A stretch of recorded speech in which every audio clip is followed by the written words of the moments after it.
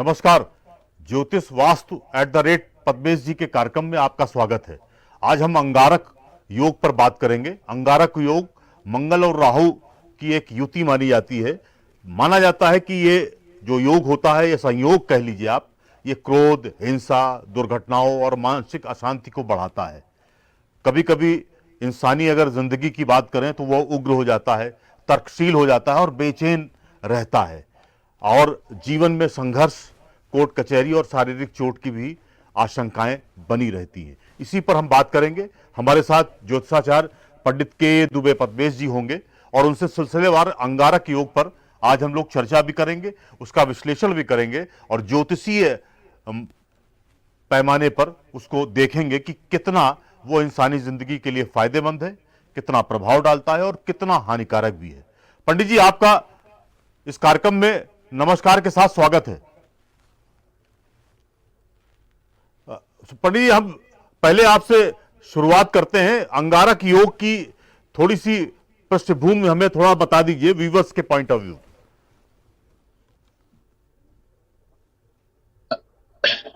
राजेश जी, जी कोई भी ग्रह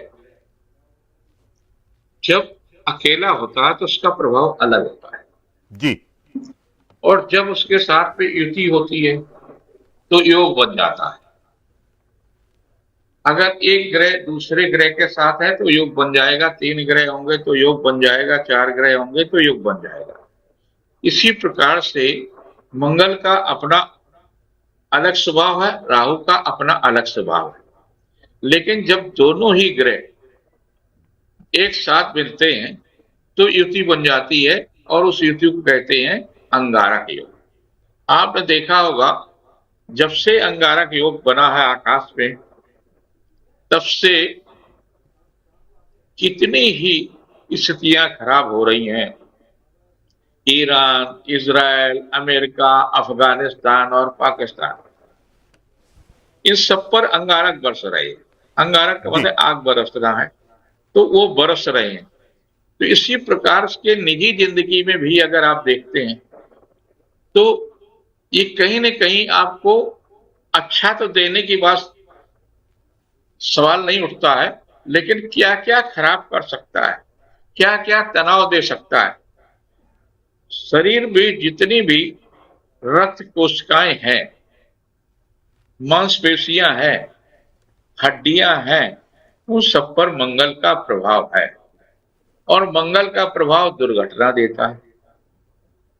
अगर आपका ऑपरेशन होना है तो मंगल का ऑपरेशन, और राहु जो है, इलाज करने वाले को ही नहीं पता होता कि हम किस चीज का इलाज कर रहे हैं। बोले यहाँ दर्द हो रहा, ठीक है ये टेबलेट खा लेना, वो ये इस प्रकार का टेस्ट करा लीजिए, अरे इसमें तो ये निकला है, तो वो करता है। फिर वो दूसरे डॉक्टर के पास जाता, तीसरे डॉक्टर के पास जाता, और अंतोगत्वा मालूम होता है कि मंगल राहु की युति खत्म हो गई और सामान्य चीज से उसका, तो वो कहने लगता है अरे भाई बड़े बड़े डॉक्टरों को दिखाया, कोई लाभ नहीं हुआ, एक छोटे से डॉक्टर ने ठीक कर दिया। ठीक तो होना ही था, जैसे ही मंगल और राहु की युति खत्म होगी ठीक हो जाओगे। तो जब तक मंगल और राहु की युति है, आपकी कुंडली में बनी है, और तो विशेष रूप से सचेत रहना। अगर आकाश में गोचर गोचर कहलाता है, जब आकाश में बनती है तो वो अगर बना हुआ है तो वो भी कहीं न कहीं आपके जीवन पर प्रभाव डालेगा।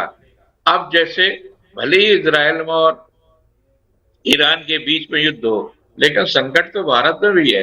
गैस का संकट है, डीजल का संकट है, तेल का संकट है, मन में एक अज्ञात भय है, रिश्तों में संकट है। तो तमाम प्रकार का संकट तो सारी दुनिया पे ही होगा, किसी न किसी तरह से उसका प्रभाव रहेगा। अब अलग अलग अगर भावों में देखेंगे, कुंडली में 12 भाव होते हैं, उनमें अगर हम देखते हैं कहां पर अंगारक योग आपकी कुंडली पर है तो किस प्रकार का प्रभाव पड़ेगा। और उसमें भी क्या है कि अगर कौन सी लग्न है उसमें ज्यादा खराब होगा, किसी लग्न के अंदर वो अच्छा भी होगा, किसी लग्न के लिए बहुत कष्टदायी होगा। तो ये भी एक निर्भर करता लग्न पर और किस भाव में है। उन भाव में, जैसे मान लीजिए किसी की कुंडली मिथुन लग्न की है या कन्या लग्न की है, और वो लग्न में पड़ गया तो निश्चित रूप से उसको मानसिक क्लेश होगा, ब्रेन से संबंधित तकलीफ होगी, हाई ब्लड प्रेशर जरूर रहेगा। तो जब लग्न में है, लेकिन वही उसी लग्न में अगर ये मंगल और राहु की युति छठे भाव में है तो निश्चित रूप से वो रोग और शत्रुओं को मारने में भी सहायक होगा, वहां अच्छा हो जाएगा। लेकिन अगर अष्टम में हो जाएगी या द्वादश में हो जाएगा तो मुकदमे भी लड़ने पड़ेंगे, गुप्त शत्रु भी होंगे और पुलिस कोर्ट कचहरी का भी आपको सामना करना पड़ेगा। तो ये निर्भर करता है कि आपका कहां पर किस भाव में है, किस तरह का है, तो उसका उस तरह लग्न में अलग अलग भाव में होने पर अलग अलग प्रभाव पड़ेगा। मिथुन और कन्या लग्न में मंगल हमेशा जिस भाव में बैठेगा उसका नाश करेगा। छठे भाव में बैठेगा, छठा भाव रोग और शत्रुओं का नाश करेगा। ब्लड रिलेशन है, उनसे भी जैसे मामा है तो मामा से आपकी पटी नहीं होगी, मामा के साथ रिश्ते भी खराब होंगे, मामा आपको ठग भी नहीं सकते, मामा आपको तनाव भी नहीं दे सकते। मामा अगर आपसे किसी प्रकार का संघर्ष करेंगे तो उन्हें हमेशा पराजय मिलेगी। पंडित जी, क्या जातक का स्वभाव इस अंगारक योग में आक्रामक हो जाता है क्या? बहुत सारे हाँ, एकदम हो व्यूअर्स, जाता। हमारे दर्शक जानना चाह रहे हैं कि जैसे ही ये शुरू हुआ है, अब यूक्रेन और रशिया के बीच में वॉर चल रही है, वो ठीक है, वो तो अब अपने सिलसिले में 3 साल से चल रही है, लेकिन ईरान और अमेरिका और इजराइल के बीच में जिस तरह की का युद्ध चल रहा है वो थोड़ा सा गंभीर मोड़ पर आ गया है। उससे वैश्विक संकट है, तमाम चीजों का संकट उत्पन्न हो गया है। और गल्फ में दुबई एक ऐसा बड़ा बिजनेस सेंटर था जो लंदन के बाद यह था कि पूरी दुनिया को वहीं से ऑपरेट कर रहा था, लेकिन आज की तारीख में वहां से जितने भी अमीर हैं या मध्यम श्रेणी के लोग हैं वो भाग लिए हुए हैं। उनको लगता है कि अब यहां रहना हमारे लिए खतरे से खाली नहीं, क्योंकि ईरान लगातार वहां अटैक कर रहा है। आने वाले वक्त में आप क्या इसको और गंभीर देख रहे हैं क्या? राजेश जी, जी अभी मेरे सन इन लॉ आए हुए हैं, हाँ। तो वो दुबई में किसी होटल में रुके हुए थे। पहले जब गए होंगे तो रुके हुए थे, तो कल हमको बता रहे थे ये पापा, ये होटल है जिस देखिए कितना अच्छा था और आज देखिए कितना खराब हो गया है, अब इस पर बम गिरा दिया गया है। तो जो आदमी एक अच्छी जगह पर जा चुका है, एक अच्छी जगह पर रह चुका है और उस जगह की अगर दुर्गत देखता तो उसको भी कष्ट हो रहा है, और जी। ये कष्ट जो है 2 अप्रैल तक चलेगा ही कहीं न ओह। कहीं, क्योंकि अंगारक योग का प्रभाव 2 अप्रैल तक, मैंने पहले भी आपसे ये जी। बात की थी कि 2 अप्रैल तक अंगारक योग है। तो न तो इजराइल अपने आप को सरेंडर करने वाला है और न अमेरिका करने वाला है और न ही ईरान करने वाला है, क्योंकि दोनों का अहंकार है। सबका ये है कि नहीं, हम जो कह रहे हैं सही है। ईरान को ये लग रहा कि हमारे लोग, हमारा जो सुप्रीम लीडर है वो मारा गया, तो मुझे तो बदला लेना है। ईरान को के साथ जो कुछ भी हुआ है वो अच्छा हुआ या बुरा हुआ, लेकिन कुल मिलाकर के वहां के देशवासियों के लिए तो बहुत ही कष्टदायी स्थिति है। जी। जो लोग सत्ता में उनके लिए भी कष्टदायी, जो लोग रह रहे हैं उनको भी कष्टदायी। अमेरिका ने जो, उसका भी, ट्रंप का भी अपना एक अहंकार है, अंगारा के उपकरण, मैं तो जीत गया हूं, मैं ये कर गया हूं, मैं ये कर गया हूं। जो भाषा शैली उनकी है वो अंगारक योग की शैली है। नेतन्याहू जी की भी जो शैली है वो भी उन्होंने कहा कि मैं तो बिल्कुल ईरान को नक्शे से हटा दूंगा, ये कर दूंगा, ये कर दूंगा। ये जो सारी चीजें, भाषाएं हैं, आप भाषा में आप देख लीजिए, कहीं न कहीं अंगारक योग आपको दिखाई दे रहा है। ठीक बात। चलते फिरते भी जो शहर में भी आप तमाम जरा सा भी किसी को गाड़ी की टच लग गया, साइकिल का, अगर उसको बेचारे गाड़ी वाले को छू गया, तो जो वार्ता होती है तो स्तरहीन वार्ता होने लगती है। ये अंगारक योग का प्रभाव है। ठीक बात। पंडित जी, एक थोड़ा सा हमारे दर्शक भी जानना चाह रहे हैं और आम आदमी के जीवन में ये एक थोड़ा सा भ्रम भी है, जिस कुंडली में मंगल और राहु साथ में हो, एक ही ग्रह में बैठे हों, क्या उसके लिए ये अंगारक योग जो है वो खासा नुकसान पहुंचाने वाला है क्या? निश्चित रूप से नुकसान पहुंचाएगा। जी। लेकिन किस भाव में बैठा है, अगर उसके मान लीजिए कि उसकी कर्क लग्न है और सिंह लग्न है और चतुर्थ भाव में मंगल और राहु बैठा है, तो लाभ देगा, वो राजनीतिक लोगों से लाभ देगा, लेकिन इसका निगेटिव होगा। नेगेटिव ये जो ज्यादातर साइबर क्राइम जो लोग करते हैं उनका मंगल और राहु कहीं न कहीं है, और मंगल और राहु की युति जो है वो द्वितीय भाव की हो सकती है, नवम भाव की हो सकती है, या सप्तम भाव की हो सकती है, क्योंकि वो ठगी विद्या जो कर रहे हैं, तो ये राहु क्या षड्यंत्र करा करके आपको फंसा करके भय दिखा करके मंगल का आपको आपसे पैसा वसूल लेता है। तो ये वही करेगा जिसकी कुंडली में इस तरह के योग होंगे। वो जी। छोटा लड़का भी हो सकता, बड़ा लड़का भी हो सकता, लेकिन दिमाग उसका अगर सकारात्मक कार्यों में ऐसे लोगों का दिमाग चले तो अच्छी चीजों का निर्माण भी कर सकता है, लेकिन नहीं, ऋणात्मक ही करेंगे और ऋणात्मक से फिर उनके रिजल्ट भी अंतोगत्वा खराब ही आएंगे। भले ही कुछ दिन के लिए कुछ लाभ ले लें जबरदस्ती लोगों को चोरी से या किसी तरह। पंडित जी, एक सवाल हाँ जो आम आदमी से जुड़ा हुआ है, ठीक है ये 2 अप्रैल को खत्म हो जाएगा, लेकिन कल से नवरात्र का प्रारंभ हो रहा है। ऐसी परिस्थितियों में जिनके या जिनकी कुंडली में ये खराब योग दिख रहा है, या उनको लग रहा है कि हमारे ऊपर इस दौरान बड़ी मुश्किलें आ रही हैं, क्या नवरात्र के जरिए देवी की आराधना के परिप्रेक्ष्य में हम कुछ इस प्रभाव को कम कर सकते हैं क्या? हाँ, देखिए रश्मियां का प्रभाव है, ग्रह नक्षत्रों से रश्मियां आपके शरीर पर प्रकट पर आती हैं, तो मंत्रों का जो वाइब्रेशन है वो रश्मियों को प्रभावित करता है। तो जब मंत्रों के माध्यम से आप रश्मियों को प्रभावित कर सकते हैं, उनके प्रभाव को कम और ज्यादा कर सकते हैं, जी। ये एक सिद्धांत है। तो आप कर सकते हैं, जैसे जिनकी कुंडली में अगर ये लगता है कि उनको इस तरह का है, तो जो भी वो पूजन करते हैं, हम उनके पूजन में किसी प्रकार का हस्तक्षेप नहीं कर रहे हैं और ना कुछ सुझाव दे रहे हैं।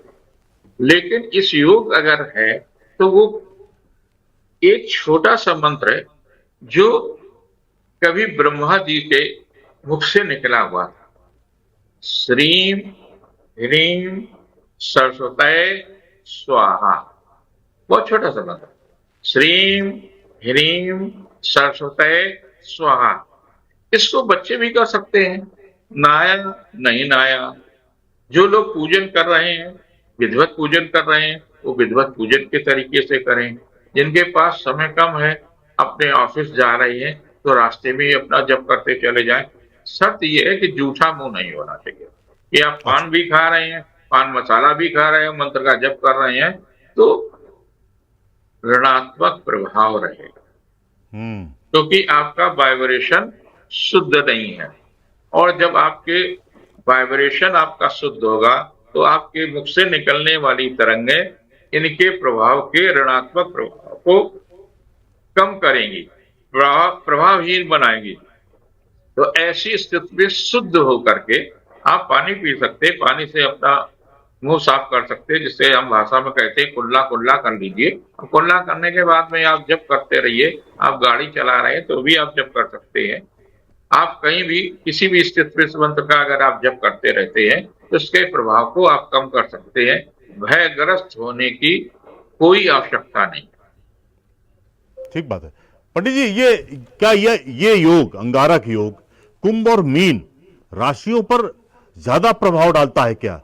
अगर तुलना करें अन्य राशियों से, मकर है, तुला है, या कह लीजिए धनु है, इन पर प्रभाव कम रहता है क्या?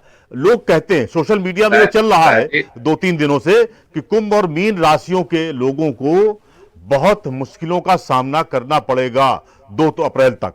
और वो ये भी बता रहे हैं कि 2 अप्रैल के बाद 10 दिन और समस्या रहेगी, क्योंकि जाते जाते ये प्रभाव और भी खराब देता है। जरा थोड़ा इस पर भी थोड़ा प्रकाश आप डाल दीजिए। उसका एक कारण है, एक तो करेला कड़ुआ दूजे नीम चढ़ा, एक कहावत है। जी जी।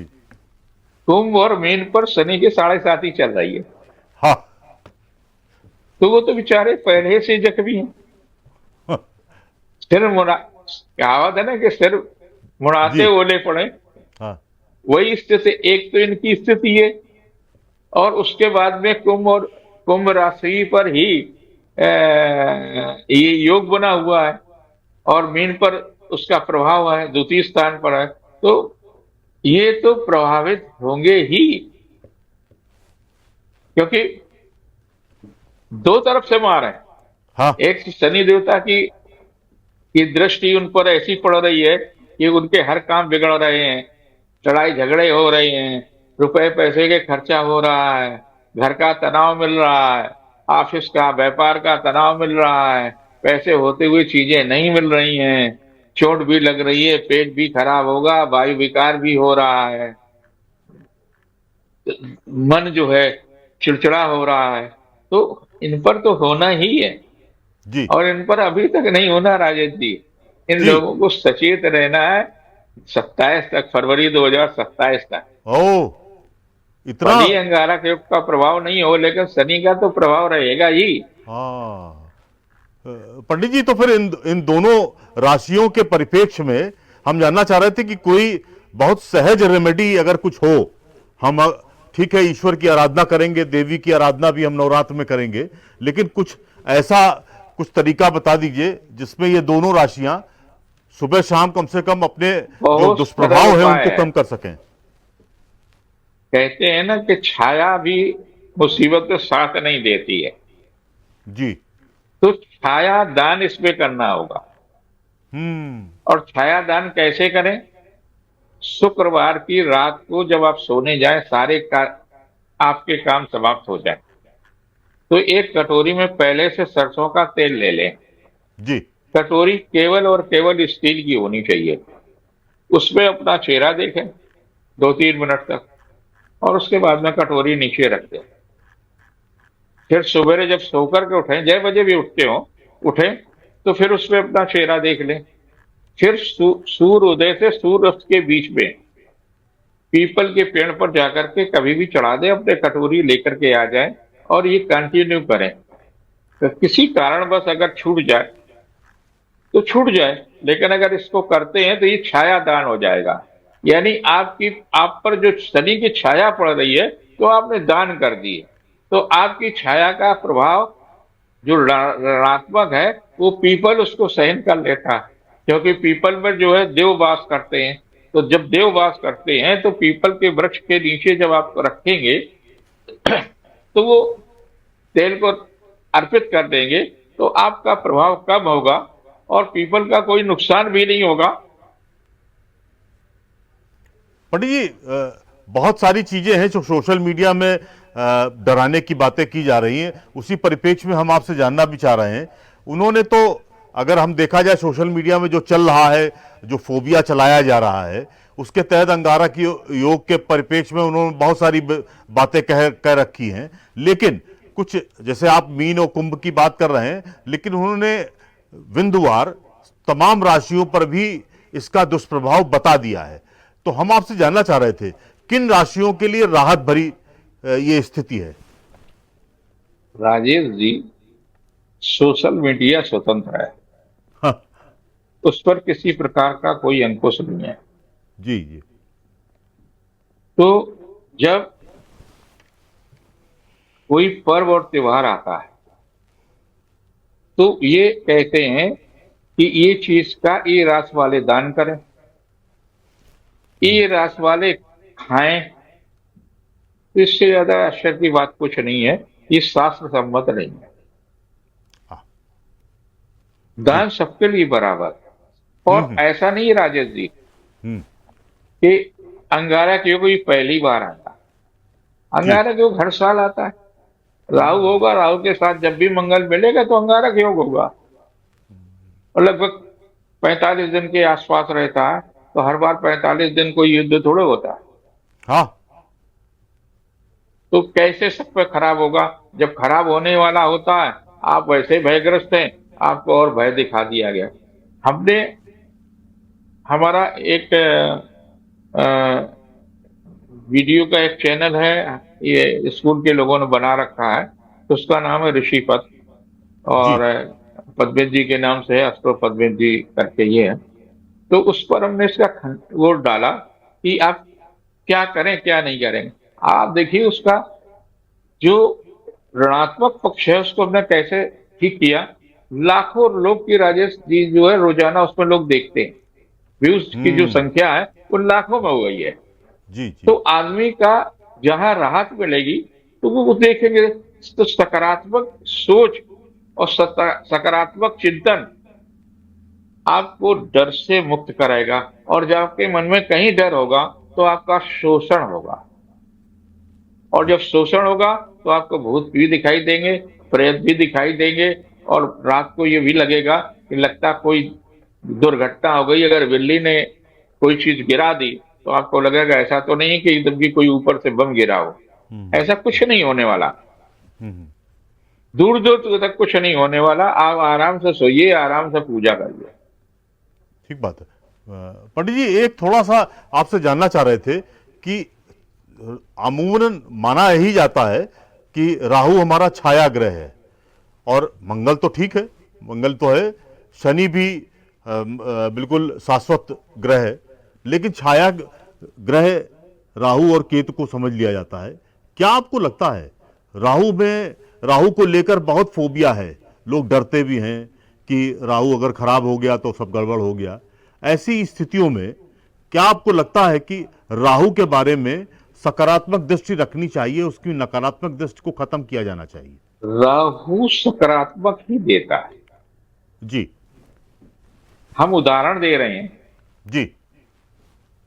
मध्य प्रदेश के सशक्त नेता थे अर्जुन सिंह जी। हम्म। उनकी मिथुन लग्न थी, मेरे बहुत अच्छे संपर्क में थे। जब उनकी राहु की महादशा आई तो तमाम तरह के लोगों ने उनको भयग्रस्त करा।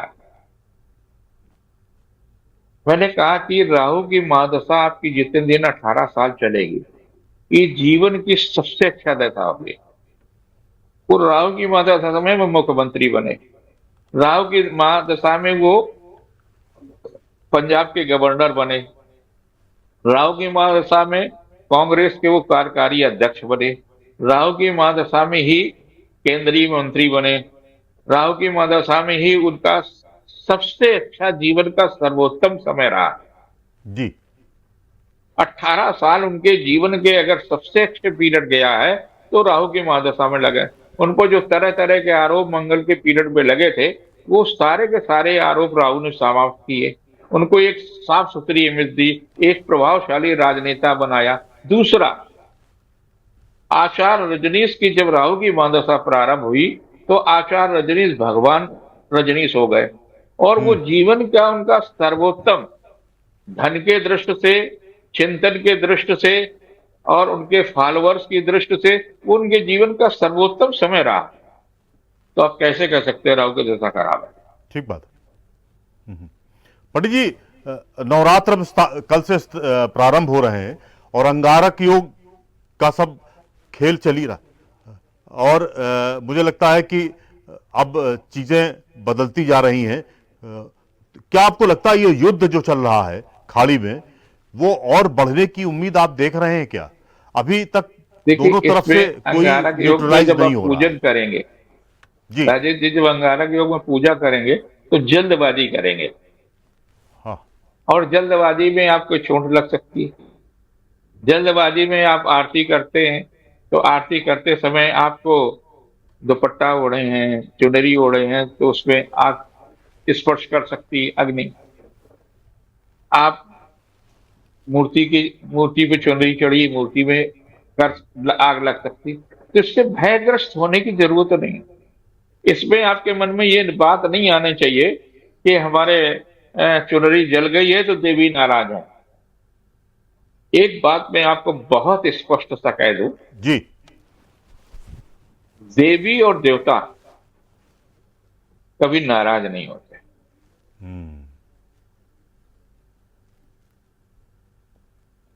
भगवान पर आप एक लोटा पानी चढ़ाते हैं, प्रसन्न हो जाते हैं, और संसार की निकृष्ट वस्तु है धतूरा, हाँ इसको खा लो तो मर जाए, हाँ। वो उनको अर्पित करते हैं, उससे भी वो प्रसन्न है। तो आपके मन में ये कैसे आए? हिंदू मैथोलॉजी में देवी देवता नाराज होते ही नहीं, उनकी पंडित जी दृष्टि है। इसमें एक बात आप और पर हम अगर आपसे जोड़ना चाह रहे थे कि ठीक है, सोशल मीडिया में अपने अपने तरीके से लोग कह रहे हैं, लेकिन तमाम ज्योतिषविद हैं वो भी कहीं ना कहीं मुझे लगता है कि प्रॉपर होमवर्क ना करके वो ऐसी ऐसी बातें रखते हैं, दुष्प्रभाव ज्यादा रखते हैं, उसको ज्यादा एग्जैगरेट कर देते हैं। क्या इस पर अंकुश लगाने का समय नहीं आ गया है? आ गया। ये केंद्र सरकार जब तक निर्णय नहीं लेगी, एक आयोग बनाना चाहिए, जी और जब आयोग का निर्धारण हो जाएगा और आयोग तय करेगा करके आपका ये चलने लायक है नहीं चलने लायक है, आप भय कैसे कर रहे हैं, इसके लिए आपको एक वकालत करने के लिए आयोग आपको परमिशन देती, उसको परीक्षा देनी पड़ती, किसी प्रकार के सीए के लिए परीक्षा देनी पड़ती, मेडिकल के लिए परीक्षा देनी पड़ती है। लेकिन ये इस दो तीन चीजें बड़ी खराब है इस देश के अंदर।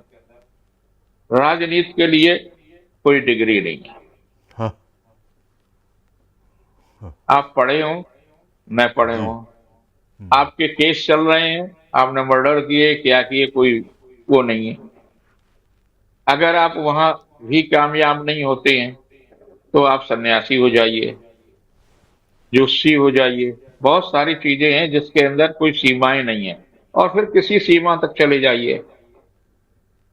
अचानक कई लोग ऐसे हो जाते हैं कि एकदम रातों रात बहुत पावरफुल हो जाते हैं, और अगर उनके पास दो चार पांच कोई संभ्रांत या बड़े स्तर के व्यक्ति पहुंच गए तो उनका भी अपनी वो सारा सब कुछ चलने लगता है। तो इसके लिए, लेकिन वो लंबे समय तक नहीं है, क्योंकि उसका एक कारण है, कालजयी वही हो सकता है व्यक्ति जिसकी जड़ें मजबूत है। ये एक सिद्धांत है, और ये सिद्धांत आज नहीं हमेशा। वाल्मीकि को आज भी आप पूछते हैं और 10,000 या 1,00,000 वर्ष बाद भी पूजेंगे। तुलसी को आज भी पूछते हैं और आगे भी पूजेंगे। न जाने कितने कवि लेखक तमाम पैदा हुए होंगे, न जाने कितने ने गीतों ने, किसी का कोई गीत अपने अपने ही बीच के एक कवि थे, वो उनको ज्योतिष भी आती थी, प्रदीप जी को, और प्रदीप जी ने बहुत सारे गीत लिखे होंगे, बहुत सारी जी चीजें लिखी होंगी, लेकिन एक गीत उनको अमृत को प्राप्त कर गया, लता जी ने गाया था, और पंडित जवाहरलाल नेहरू जी ने उस गीत पर उनको बहुत भावुक हो गए थे। तो ऐसी तमाम सारी चीजें हैं जो आपको, अगर मजबूत जड़ें हैं आपकी, तभी आप स्थापित हो पाएंगे और कालजयी हो पाएंगे। ठीक बात। पंडित जी, आपने अंगारक योग पर जिस तरह से प्रकाश डाला है, मुझे लगता है बिल्कुल क्रिस्टल क्लियर हो गया है और साफ तस्वीर हो गई कि वास्तव में क्या है। सोशल मीडिया के चक्कर में बिल्कुल ना पड़े। हमारे पंडित जी ने जो भी आपको रेमेडी बताई है, जो तरीके बताए हैं, खासकर कुंभ और मीन राशि के लिए, उनका फॉलो करें और आपको वास्तव में जो दुष्प्रभाव है वो आपको सकारात्मक दृष्टि में प्रभाव मिलेंगे। पंडित जी, आपका बहुत बहुत धन्यवाद। हनुमान जी की पूजा मंगलवार के दिन हनुमान चालीसा का पाठ भी कर सकते हैं, हनुमान जी को सिंदूर भी अर्पित कर सकते हैं। ये भी अंगारक योग की एक रेमेडी है।